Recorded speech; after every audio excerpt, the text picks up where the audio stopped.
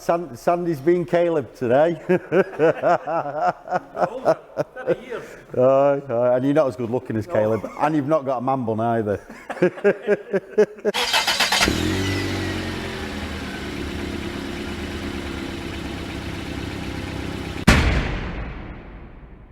Welcome to another Simply Diagnostics video, courtesy of www.simplydiag.net and my awesome mate Sandy Anderson. So right, what we've got here today, we've got a 2006 Golf Mark 5. Customer complaint is the tailgate won't open, the rear boot lid won't open. So we're just going to run through some very quick tests for you to show you how to diagnose these properly. So looking at the wiring diagram here, this wiring diagram courtesy of All Data. Okay, we've got basically our convenience unit, then we've got our latch mechanism, we've got our switch. I'll zoom in a minute so you can see it, but we've got our boot release switch, and then we've got our warning light. Okay, so what we've got here now, what we need to do is, before we start pulling these things apart, all the flexes and stuff like that, and trying to find where the convenience unit's located and that, we want to test smart rather than go chasing wires and stuff like that. So the easiest place to test here is actually, it's 2 screws to get this plastic panel off.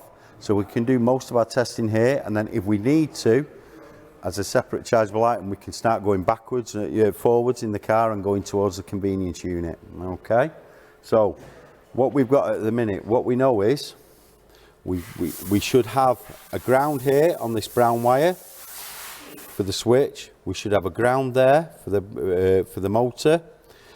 When we close the latch over, if the position switch in the latch works, the light should go out.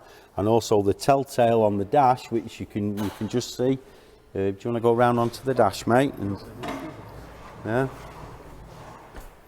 So then we've got the telltale on the dash that's telling us that the boot lid's open. Okay, so if I flick that catch over, we want to see a change of state on that. Can you see it there? Yeah. Right. So if I flick the catch over now, we should see that go off. Has it gone off? Yeah, right, the boot one's gone off, so let's have a look, see whether the boot light's gone out as well.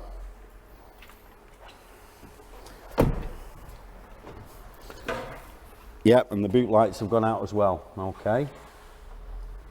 Yeah, so we know now that the 2 position switches are working on the door catch itself, and we know that that message is getting all the way back to the module. Okay, so now let's have a look at the 2 grounds and see if we've actually got a ground there.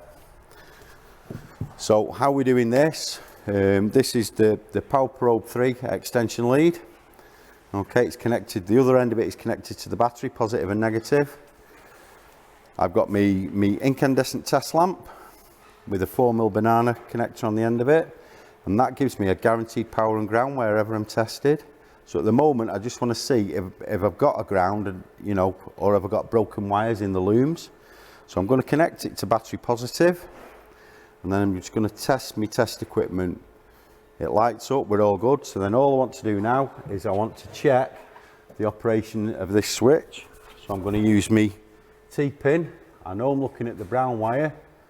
So all I'm going to do, I'm going to pop that in there. It lights, so my ground is okay. Yeah? And now what I want to do is I want to check whether this switch is operating. So I know that's ground. If I come this side, there shouldn't be anything there, okay, until I press the switch. So if we just drop the lid down a bit, Sandy, watch your camera, mate. I'm a bit clumsy. So if I press that switch now, that test light should light up if the switch is working, and it does, okay.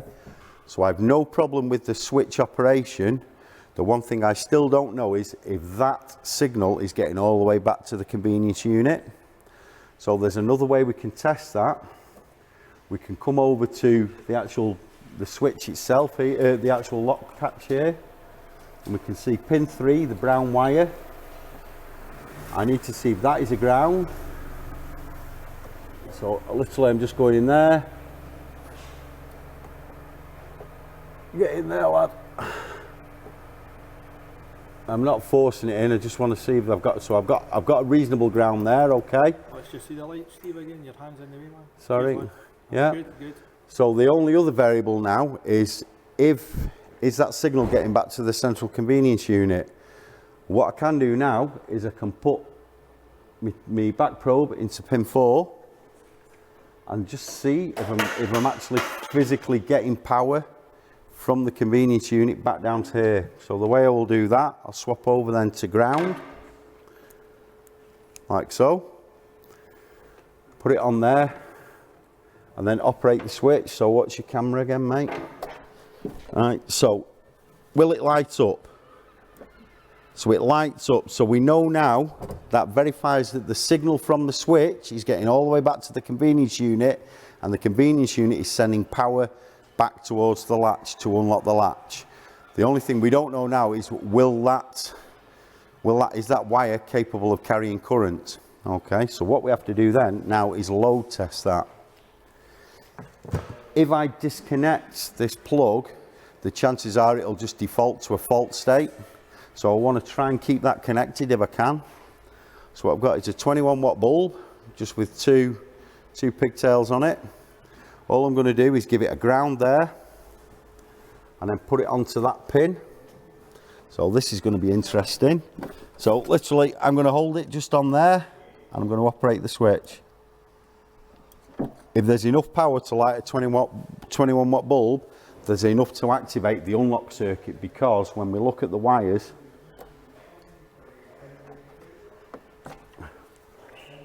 they're very, very thin wires, those. It's not on a fuse protected circuit, so there's not going to be a massive amount of current going through them.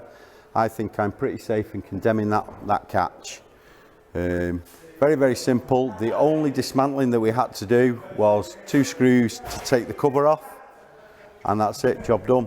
So hope you found that interesting. Thanks for watching.